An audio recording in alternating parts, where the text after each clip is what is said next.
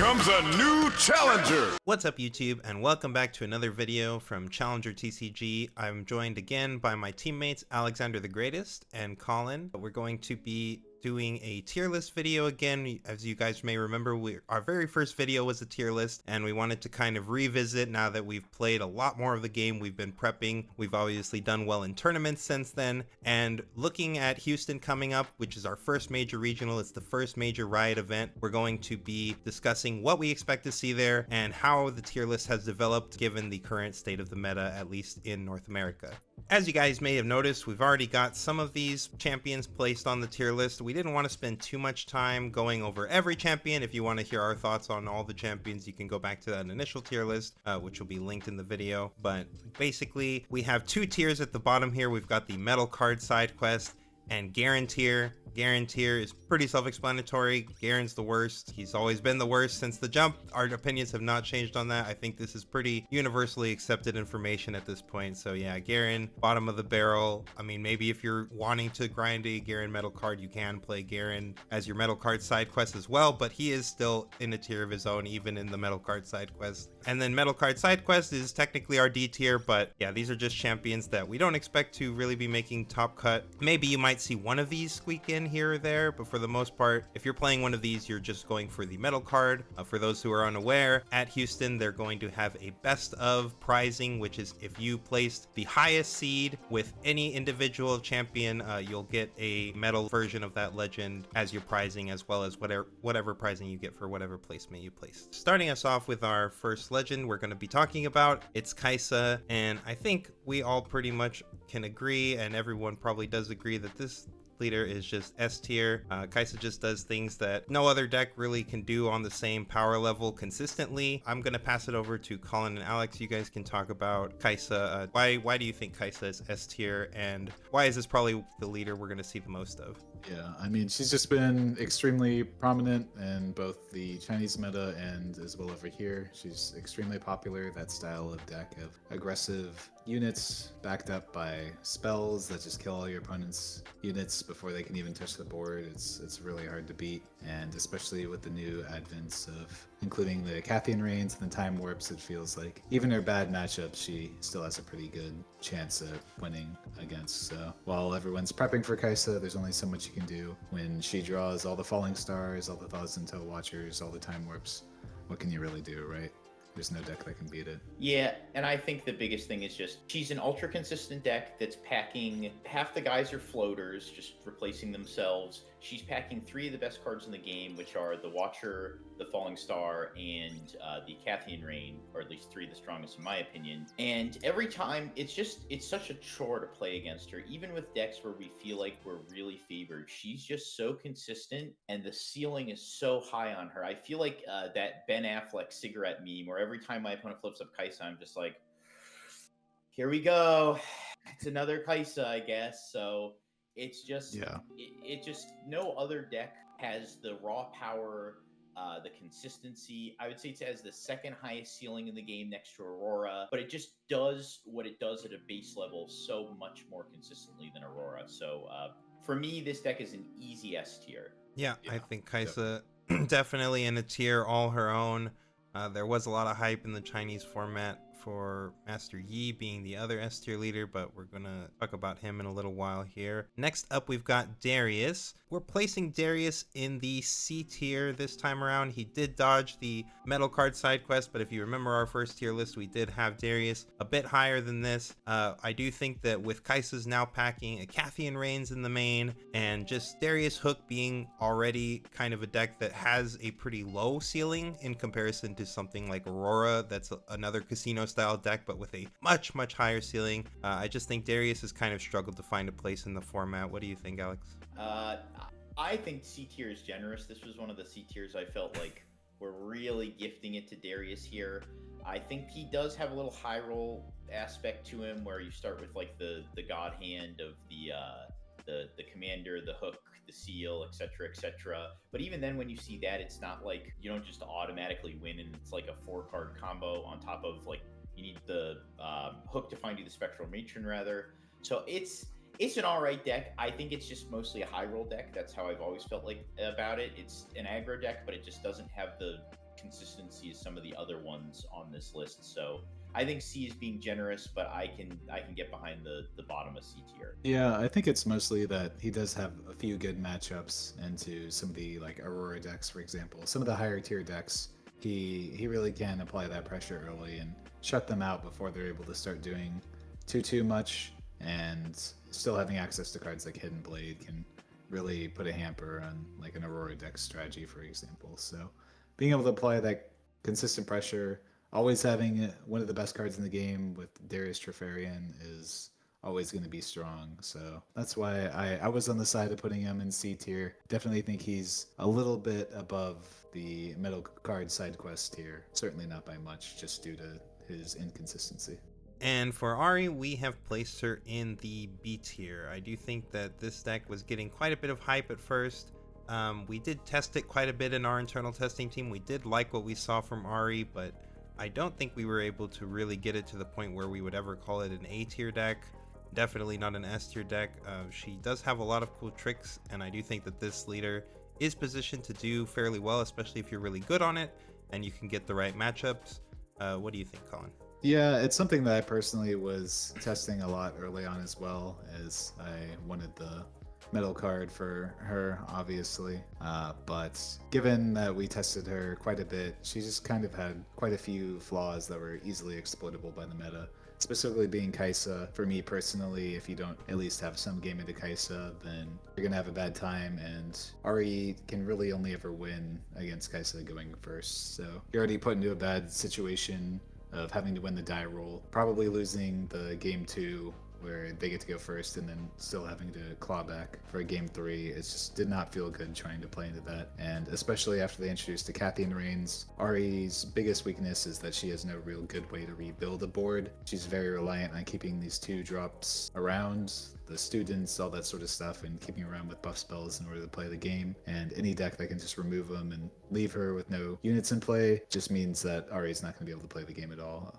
I think one of the biggest things about Ahri is that she has an incredibly powerful domain combination, Calm Mind, which in my opinion is probably one of, if not the strongest domain combination we have in the game right now. The problem is that her legend and her champion unit are just so lackluster. Her legend is just kind of a worse E most of the time, and her champion might as well just be a body. Like, most of these effects are relatively unimpactful. I hate to use Dies to Falling Star, Dies to Hextech Ray, but like that is a reality of her smaller champion unit. And then as for the bigger one, it's just slow, it's clunky, it's not really all that big. Like they don't really synergize super well with the decks. I know some people like the whole champion for when you play the Time Warp, but I think it's just too slow and kind of too much of a pipe dream.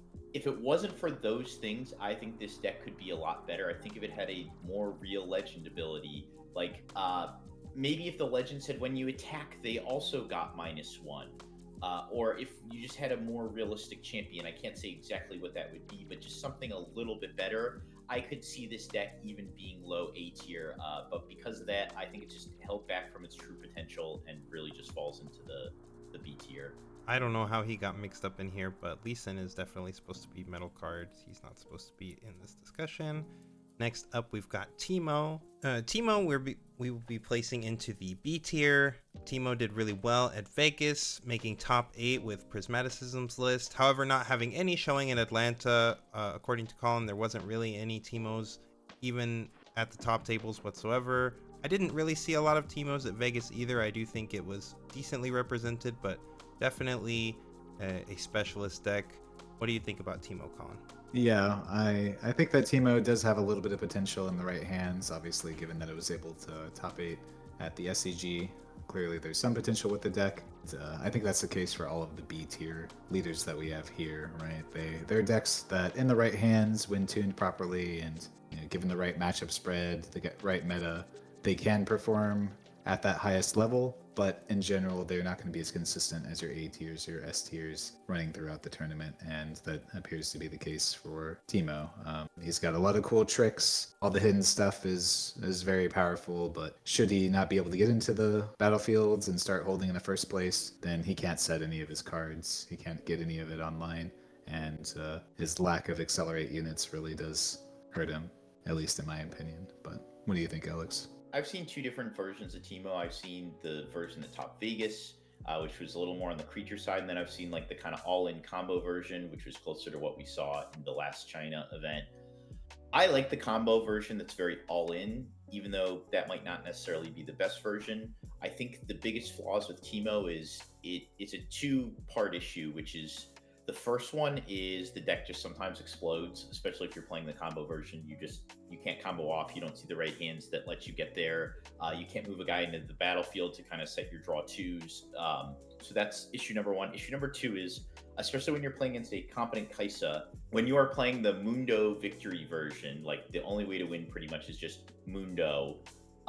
When your opponent knows to keep all their Cathian Rains, all their Falling Stars, all their smoke screens, it becomes very hard to get this Mundo to actually survive and get you to untap so you can kind of start doing your thing. And I think that's one of the biggest issues, is that between the deck exploding on itself and between having competent opponents who understand how they're supposed to prioritize their moles, how they're supposed to just hold their Cathians and Falling Stars, it really drags the deck down a lot more than I would like it to be. I do think it's a top of B tier deck. I really even think this could even like push bottom of A tier with just a little bit more support, but right now I think B tier is appropriate. Yeah, top of B tier for Teemo. Next up, we've got Viktor, another leader who we definitely had placed higher in our initial tier list. We did a lot of testing on Viktor, especially Alex. He was definitely playing a lot of Viktor early on. We did like some of what we see from Viktor. I do think that the deck has a lot of tools, and if you were expecting nothing but Dazzling Aurora, or a very large majority of Dazzling Aurora, then Viktor would definitely be a solid counter meta pick. However, I think that with Kaisa, again, playing a Cathian Rains now, and Aurora kind of falling off, we didn't really see any in top 8 at the last two events. I placed 9th at Vegas on Aurora, and I think there was maybe one other top 16 finish at the CCS of an Aurora deck, but yeah, not seeing a lot of Aurora, at least at the top tables, so I don't think Viktor's time to shine is right now. What do you think about Viktor, Alex? As a guy who would love nothing more than to play Viktor at this upcoming event, I think Viktor's biggest inherent flaws is just, Kaisa. A Cathian Rain is like an absolute truck for this deck. This is like the silver bullet to Aurora, though. Any Aurora deck across the board. And you can even modify this deck if you wanted to. If you were not satisfied, you're like, wow, my win rate is into Aurora is only 80%. You could make it damn near 100 if you wanted to. You side, put in all the Imperial Decrees, all the Grand Stratagems, max Cold Weeks, max Hidden Blades. Like, you could just make sure that you will, if you hit a 9-round Aurora tournament, you are going to be 9-0 at the end of it. You'd probably drop only like 1 or 2 games max, regardless of whether or not you won the die roll. Like, I truly believe that is where Viktor shines, but unfortunately, decks like Kaisa, even Sett was miserable to play against as Viktor in my testing. And even playing as Sett, I played it a couple times in tournament with me on Sett, and I 2-0'd it 3 times, I think. It felt very, very hard to beat Sett because of the size of their guys and how resilient all their bodies are. So because of these things, though, I just think Viktor is not, he's not quite the top tier deck that he could be. Yeah, I definitely agree, and honestly, his color combination just feels a little awkward right now.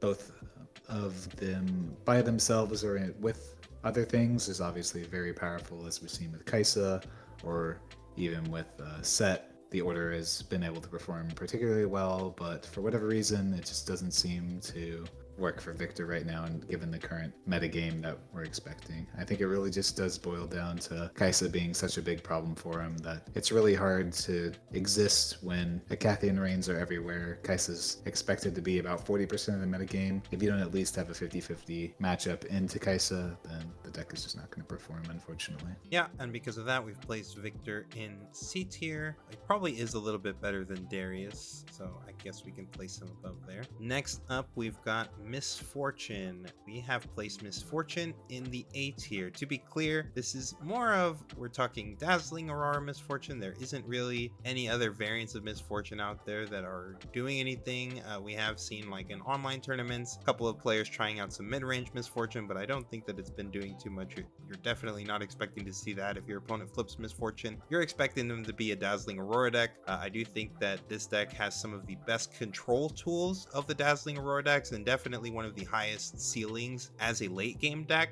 What do you think about Dazzling Aurora Misfortune?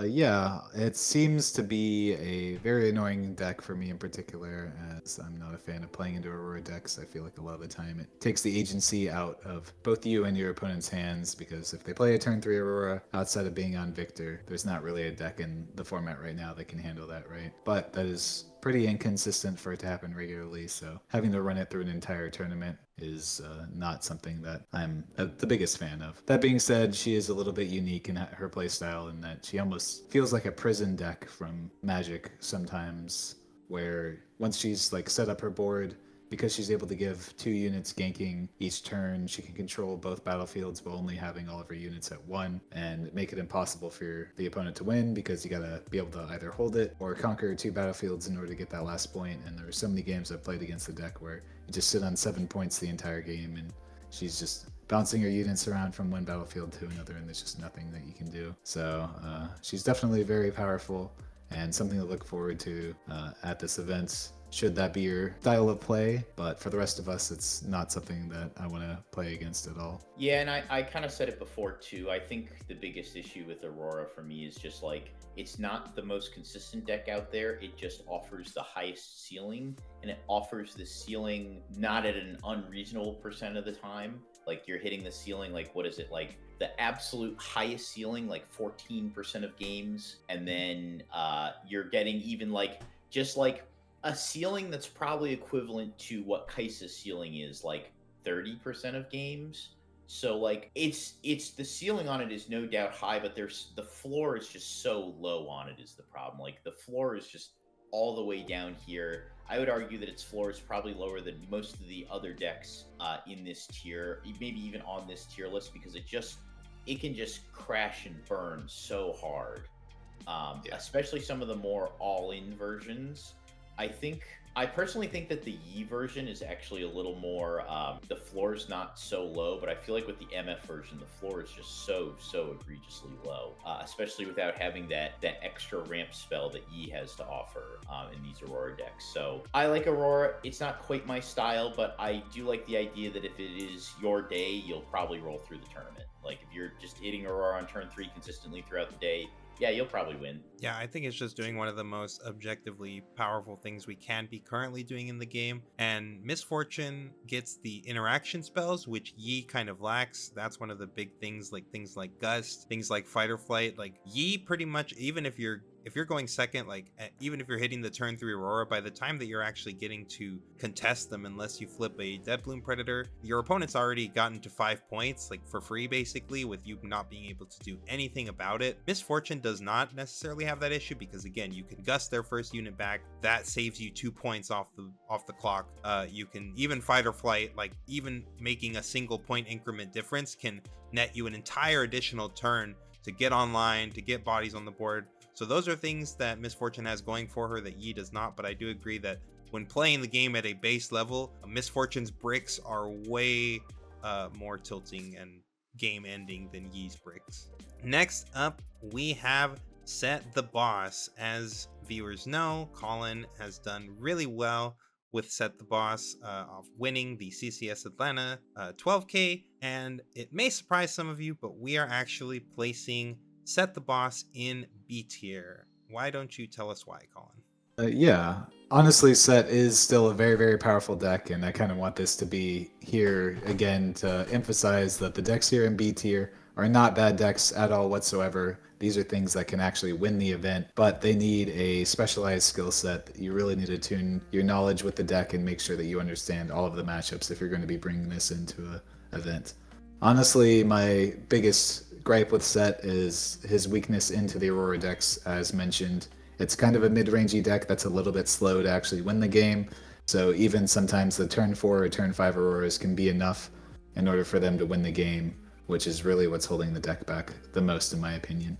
Additionally, whenever going through an event like Houston, you're playing, 16, 17 rounds, and this is a deck that takes a lot of skill in order to pilot and is very, very punishing, that even one mistake can cost you a game, can cost you a match, and does not really have as much, I guess, linear power as those decks in A and S tier that are not nearly as punishing. Whenever you're playing a little bit from behind, you have to be able to catch up very, very efficiently. But if you are playing perfect, you're playing hot, you have good matchups, then don't be surprised if you see this deck at the top tables for sure. I know that Alex has played this deck a little bit as well, so I'm curious his opinion so that it doesn't just sound like it's my biased opinion. So what's your take on the Sett deck, Alex? So funny enough, when Anton, before you had joined the call this morning, we were talking about the tier list, I said B tier, and Anton goes, why don't you put this in A tier? Like, you guys think this deck is great. And I said, all right, you know what? It's probably bottom of A tier, sure. And then I saw you post that you had it in B tier, and I was like, great, I'm validated. Now we're going back down to B tier. So I do agree with you there that I think too, like I said earlier, when someone flips up Kaisa, I like hit my cigarette and go, oh God, another Kaisa. But when someone flips up Sett against me, regardless of what I'm playing, when someone flips up Sett, I go, oh, nice, Sett. That's not so bad. Like, I can play against this deck. And I think that is something that I do. It's kind of like an internal instinct I have when I think about tier lists and how to rank decks, is like, when someone flips over the leader and it's a deck where I go, regardless of what I'm playing on the other side, when I have to go, oh fuck, another insert X deck here, that's where I like think these decks are a lot higher on the tier list for me, at least. So I think with Sett, I think this deck, like you said, is incredibly difficult to play. I think that there's some, it does have a tendency to brick, and there's some hands that are just like unplayable with this deck oftentimes. I mean, I was fortunate enough, even when I played in some of the like the day 2 event, there were a couple times where I completely bricked out and my opponent just bricked out even worse. So like kind of our bricks lined up in such a way that I was fortunate, but I do think it's a very hard deck to navigate. There's some very punishing hands that you don't want to see. Sometimes you need to see very specific sequences of cards, and then the Aurora matchup is just awful. Like, you're like, especially the MF Aurora, you're just running into like what I would say is like a sub 30% pre-board.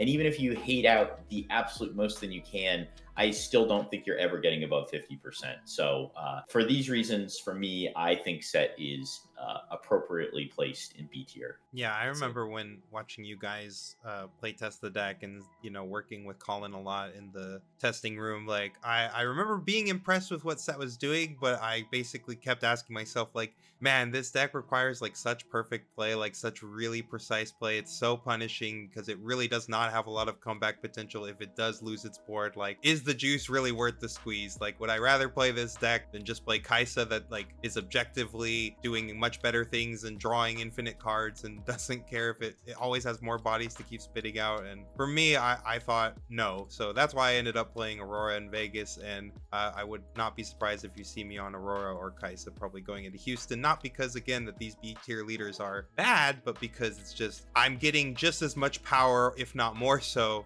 from some of these other lists without having to play nearly as picture perfect. I do have Annie up next. Annie has definitely been taking the North American format by storm, and we have placed her into A tier right now.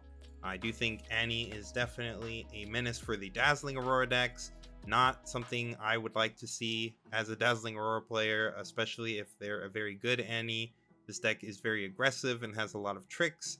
And even though it didn't really do as much in the China format, I do think that Master Yi was being represented a lot more in the China format. He's still definitely well represented here, but not nearly as much as he was in those formats. And I do think he was kind of the gatekeeper for Annie early on.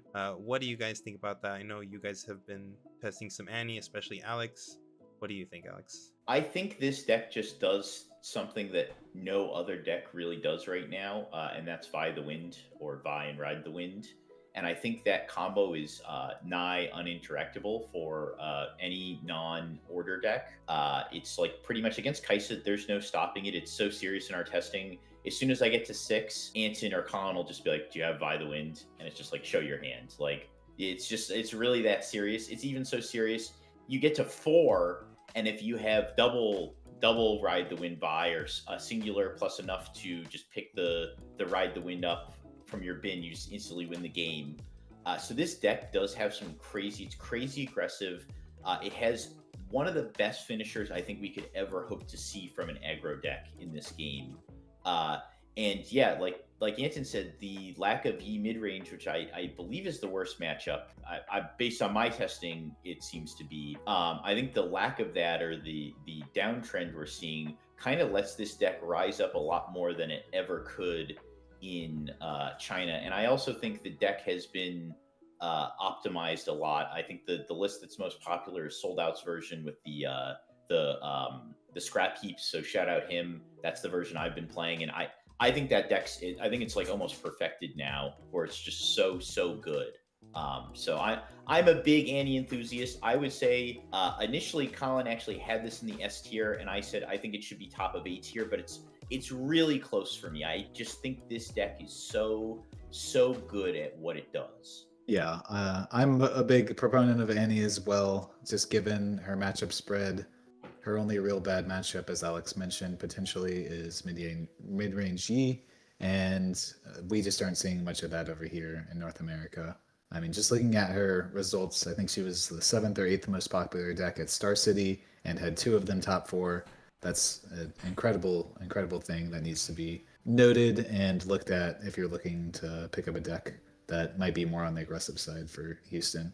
It does things that no other deck does, and with it being early on into the game's lifespan, there just isn't that much in terms of interaction that can stop a Vi the Wind. So as they mentioned, if you ever just Vi the Wind, you get to 6 points against Kaisa, the game is already over. It doesn't matter what they do, you guaranteed win. And unless they're playing Order with like Hidden Blades, most decks get completely locked out by that combination of cards. So a very powerful deck, somewhere between A and S. I do agree that she's probably at the top of A, just given Kaisa's not only power but also consistency. I think is really what pushes her over the edge of Annie, whereas Annie is an aggressive deck, so should your opening hand not be good, it's really hard to come back from. So I think that's really where her only weakness lies. Yeah, definitely the best converting deck that we've seen, basically. Like, the conversion rates of Annie have been pretty absurd for North America so far, so I would expect to see a good bit of her coming into Houston just based off her results so far. Next up, and finally, we have Master Yi.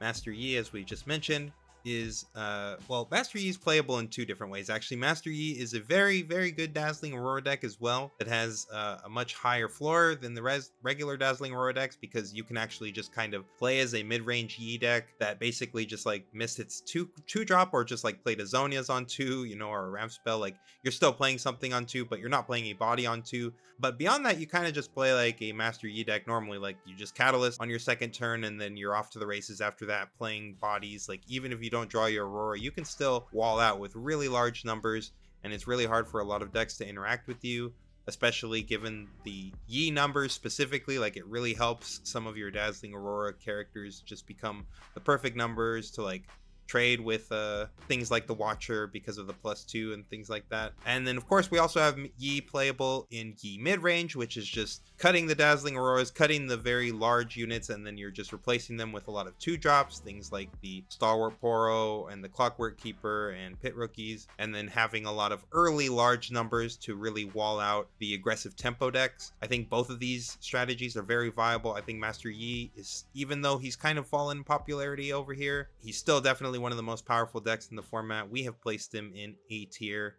What do you think about that, Collin? What do you think about Master Yi? Yeah, he's just a very consistent deck. Obviously, we saw extreme Yi dominance in China for the longest time. Only recently have we seen the resurgence of Kaisa, but his ability to just do both of them makes it very annoying when you sit across the table. As Alex mentioned, you take a hit off that cigarette, we're like, well, which Yi do I have to deal with? And what you're keeping in your opening hand is also annoying, because you're like, If it's against mid-range Yi, I want these cards. If it's against Aurora Yi, I want these cards. And it just makes it very, very difficult to know what to play against. And even once you do know what you're playing against, both decks are A tier, so it's still very, very tough. But we are seeing it have a significantly less play rate over here. Like, I think on average it was about 23 to 24% in China. Over here it's looking closer to like 13%, so it does help for the decks like Annie to not have to run into this as much. But yeah, if you're playing Yi and you're a Yi fanatic, now is your time. Both versions of Yi are super viable going into Houston, and I expect to see quite a few of them throughout my tournament run. Yeah, I mean, I don't have much to add on Yi. I don't like this deck very much. I don't play it very much. I recognize it's a great deck. When I say I don't like it, I'm not a fan of the play style of the just like kind of sit and stew and gather up points, which it's not really my cup of tea personally. So, but it is a great deck. I think it does a lot of great things, especially against Kaisa. God, a 10 Might Dead Bloom is just an absolute menace. God, I hate dealing with that. So I think some of the optimizations too with the Obelisk of Power when going second, and then you get to go into Catalyst, into Dead Bloom. I think that's like one of the strongest things you can do with that deck, especially when you go second and you're already kind of at a disadvantage. So I do like the way that this deck has kind of evolved and gone from a deck that played like a lot of weenies and trying to defend weenies to a more like traditional mid-range style deck. But personally, I don't like the style of play. I don't enjoy playing against it either. It's not quite the cigarette hit that Kaisa is, but I'm certainly not a Master Yi enjoyer, that's for sure. And that's gonna conclude our video and coverage of the tier list going into the Houston format. And Houston will be the last Set 1 format major event that we will be attending, and so look forward to Spirit Forged content coming from us. We're going to be bringing out more deck profiles. We're going to be testing out these new leaders and showing you guys what we've got going on there. Also, make sure to check out our Metafy if you want to see us streaming on there with all of our new testing. And if you liked the video, go ahead and leave us a like. If you want to see more videos like this, please subscribe. And if you have any comments for us, leave them in the comments below. Any suggestions, we always appreciate them. Thank you guys so much for supporting us, and we'll see you guys next time.